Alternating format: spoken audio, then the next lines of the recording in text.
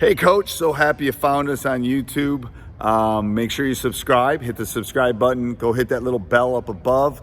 That will help us notify you. We put something up every day on YouTube, so I think you'll love that. If you're looking for greater details, you're looking to become a better basketball coach, let me help you. Come over and check us out at teachhoops.com for coaches who want to get better, 14-day free trial.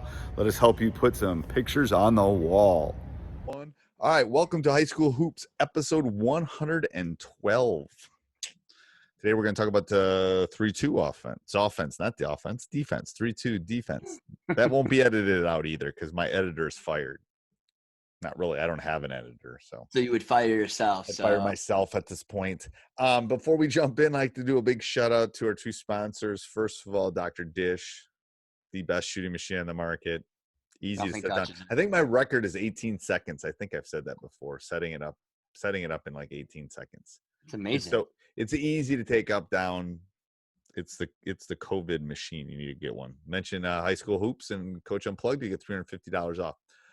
Then also go over and check out teachhoops.com for coaches who want to get better. You haven't seen my roadmap. Like I did a coaching roadmap. I'm so proud of it. I'll send it to you.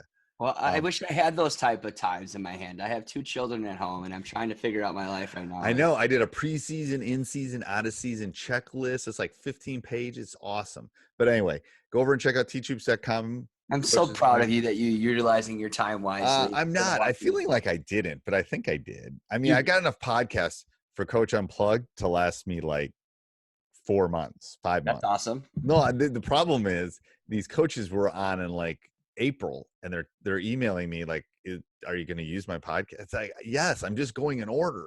So I did so many.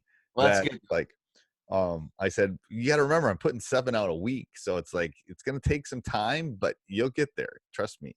That's awesome. Yeah. All right. So 3-2. What are we talking about with the 3-2 today? Advantages?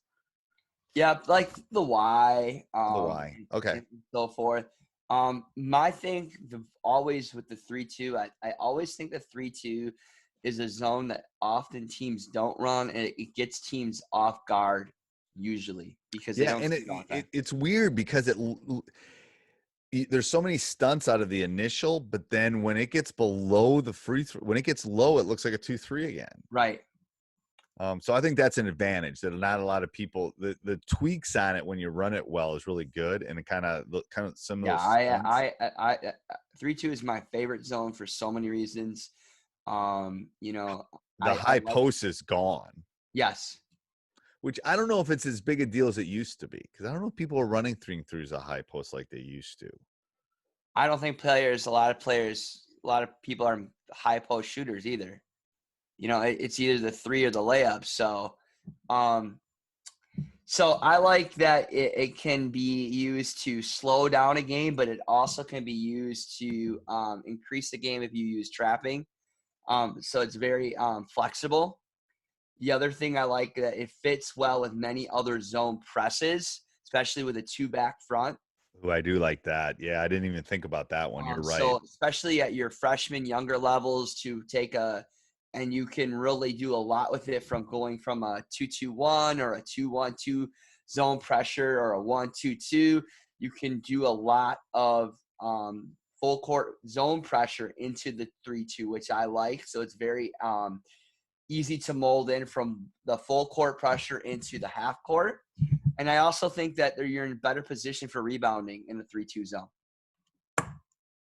Oh, you are a better. Yeah. And I like that you can send that guy, you can send that top person. You can do it different ways where they become the middle of the back. They can have them stay up top. I mean, there's so many different. Your point player. Yeah, the point, the one. Yeah, there's different ways you can. That's what I like too. Is like most of your variation really comes out of that middleman, and it could be a quick middleman or a big middleman depending on what you want to do with it, who you're using. So I love that. So a disadvantage is it's harder to teach, I think. It is. Especially if you do some of those stunts. Yep. Because there can be some gaps when that like, and who do you put on top? Do you put a little guy? Because if you put a little guy, then all of a sudden he can be in the, I think that's one of the bigger disadvantages for me is like, who do you put in that I the think top of when you 3, talk 2? about that middle guy, it's really about teaching your two bottom guys to be able to rotate and support him.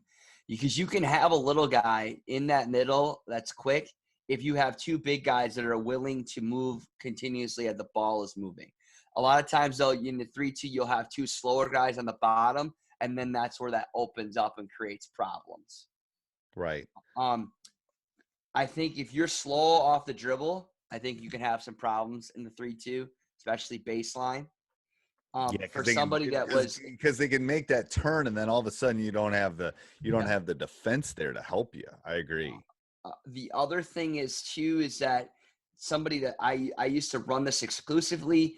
The way that good teams would beat us is pinning the corner. So they would send they would pin on a reversal from a skip pass. They'd like to pin the bottom of that zone, and we get ourselves in trouble a lot of the time. And a pin can work against a 2-3 too. We didn't Yeah. mention that last week, but that can Right. work there too. For sure. So why is it your favorite?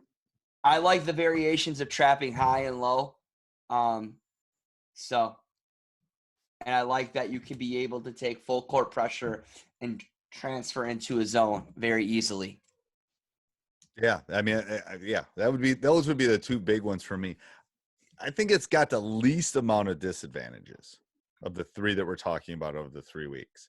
I agree because I still feel like it has some ability of both zones, but it covers the court better than a 1-3-1.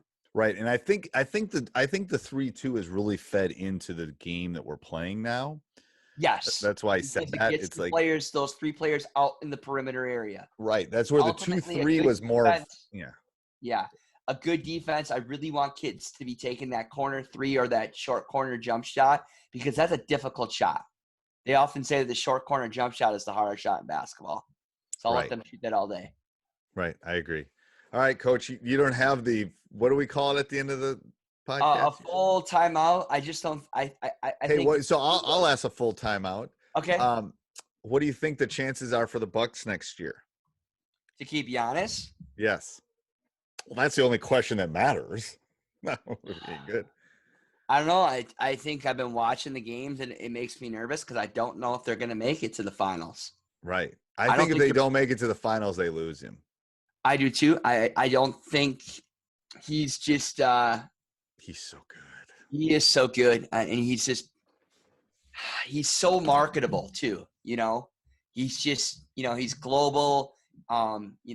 He's a freak. Right. We're giving him Wisconsin. I'm going to offer Governor Evers. We're just going to give Giannis Wisconsin. I think he truly loves playing here. I think he's committed here. But I don't know. And then we have new owners. We have new owners that will pay him, I think. I think so too. And does the global thing matter as much as it used to? I don't know if it does. I don't know either. I think if you're in LA or New York, it used to be you had to be in one of those. I don't think that's the case anymore. I don't think so either, but I also think that Giannis, in my opinion, for anybody that watches basketball, he just has a really good demeanor on him. I think he's well liked. He's a great role model. He's great for our community in Milwaukee. Having somebody at that caliber for kids to look up to. During the whole Black Lives Matter, he was on the streets protesting with other players. He's not superly outspoken. He's just a great person. I love that he plays hard. He's constantly I don't know. It's those kind of players you just want to build a whole community around. And he needs to start getting the LeBron Michael calls. That's all. That's what I'm going to leave it with. He doesn't get those calls, and he needs to. And people need to quit flopping on him, or he's going to get hurt. So stop it. I know. Out of all those players, Giannis doesn't get the calls like LeBron and Michael did. Giannis he's a two-time MVP. Come on. Defensive Player of the Year this year. I know. All right. Until next week. Oops. I got to pause it. Hey, Coach, sitting here. I hope you enjoyed that video. Nothing better than sitting in an empty gym. Let me know how I can help you become a better basketball coach. Go over and check out, subscribe and like. You get notifications on all of these. And let me know if I can help you put one of these on your wall or with your youth program or wherever you are. So go over, check it out, teachhoops.com for coaches who want to get better.